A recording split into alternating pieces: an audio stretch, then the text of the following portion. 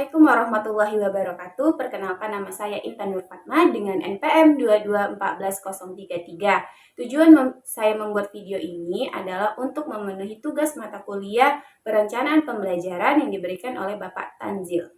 Kita akan membahas tentang pentingnya kesadaran Pancasila terhadap peserta didik.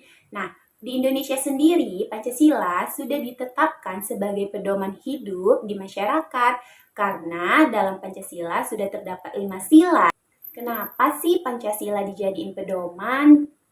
Pancasila sendiri mempunyai 5 sila. Yang pertama, ketuhanan yang Maha Esa. Yang kedua, kemanusiaan yang adil dan beradab. Yang ketiga, persatuan Indonesia. Yang keempat, kerakyatan yang dipimpin oleh hikmat kebijaksanaan dalam permusyawaratan perwakilan. Dan yang kelima, keadilan sosial bagi seluruh rakyat Indonesia.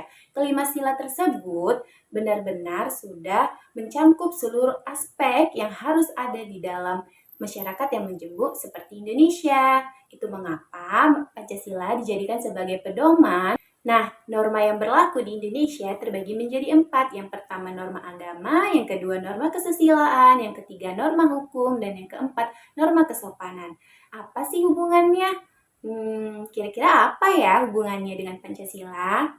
Hubungan atau terkaitan norma dengan Pancasila adalah Pancasila merupakan norma dasar dari segala norma yang berlaku di Indonesia karena Pancasila memiliki kedudukan tertinggi dan tidak bisa diganggu-gugat. Nah, sekarang kita akan masuk kepada pengertian 4 norma yang berlaku di Indonesia.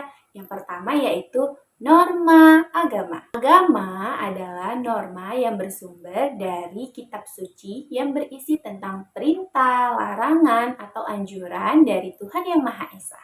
Norma agama seperti kita melakukan ibadah, menjauhi semua larangannya, dan hal ini dilakukan sesuai dengan ajaran dari kitab-kitab dari masing-masing agama yang kita percaya. Ini masuk norma kedua yaitu norma kesusilaan. Norma kesusilaan adalah norma yang bersumber dari hati nurani manusia dan pada umumnya setiap manusia memiliki norma kesusilaan.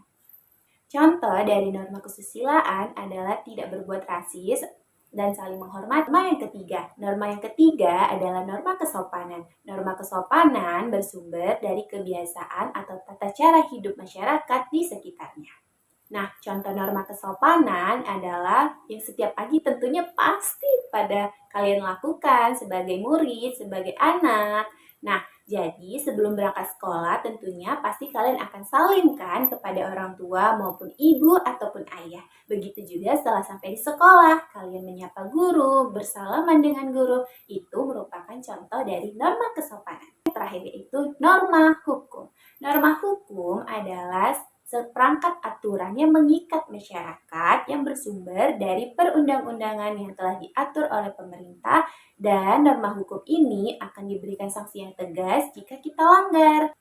Contoh norma hukum adalah ketika seseorang mencuri, pasti dia akan mendapatkan sanksi yang setimpal dengan apa yang dia lakukan. Nah, murid-murid ibu sekalian, pasti kalian sudah paham bukan bagaimana cara menerapkan norma dalam kehidupan kita sehari-hari. Nah, jika kalian sudah menerapkan norma-norma yang ada, maka kalian juga sudah menerapkan Pancasila sebagai pedoman hidup kalian. Oke teman-teman, terima kasih sudah menonton videonya.